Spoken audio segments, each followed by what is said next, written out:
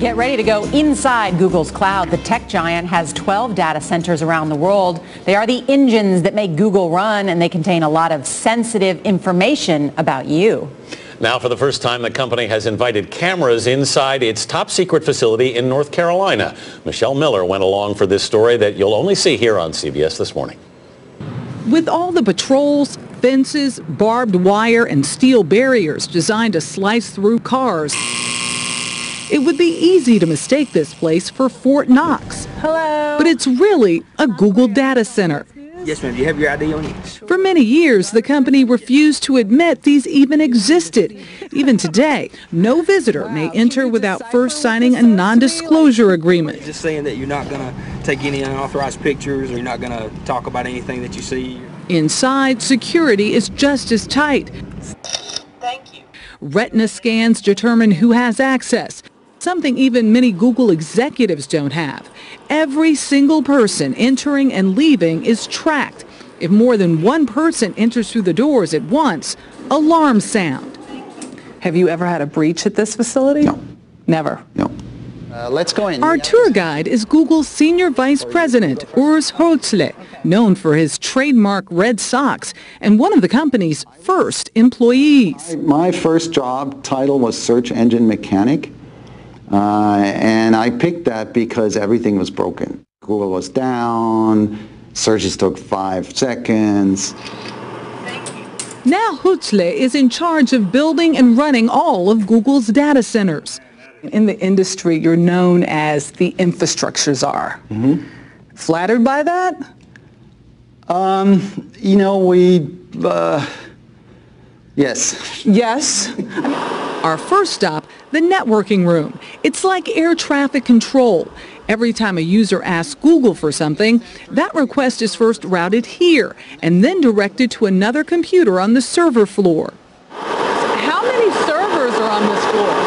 So today we have 55,200. The sheer size and scale of the place is breathtaking. Employees must wear earplugs to protect their hearing from the constant whir of tens of thousands of machines. So each of these servers basically is like a PC, except somewhat more powerful. And when one of those servers goes down, we saw firsthand what it takes to repair or replace them. Okay. Finally, you can plug in that power. Right here. How about that? Recently, the industry came under fire for being energy hogs, consuming huge amounts of electricity to keep servers running in air-conditioned rooms. On our tour, Google was very eager to show us how they were reducing their carbon footprint here at the data centers. That's because the company is very protective of its green image. According to Wired Magazine's Stephen Levy, he has covered Google for years and also got a tour of the Lenore data center. The opening up of the data centers really comes from their feeling that they can't keep this to themselves. Google reduced a lot of its energy consumption by simply raising the temperature on the server floor from a chilly 68 degrees to a balmy 80. We're estimating that we saved over $1 billion in the history of Google through these efficiency measures. At Lenore, Google says only 10% of the electricity is not used to power its servers.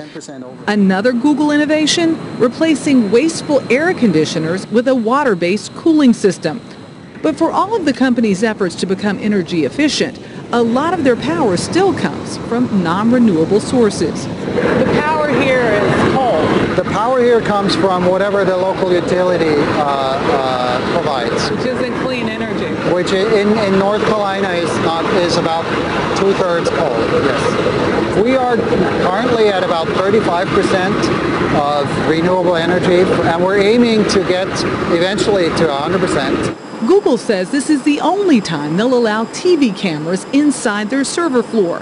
But in an effort to be more open, they say they will put up video and pictures of all their data centers on their website.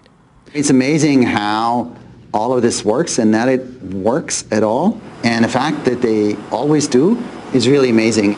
For CBS This Morning, Michelle Miller, Lenore, North Carolina. It's interesting to see inside, but I wonder if it addresses some of the privacy concerns that people have about Google. Well, it's interesting you said that because Michelle actually came out with a printout of your whole search history. We'll be looking at that later. Okay.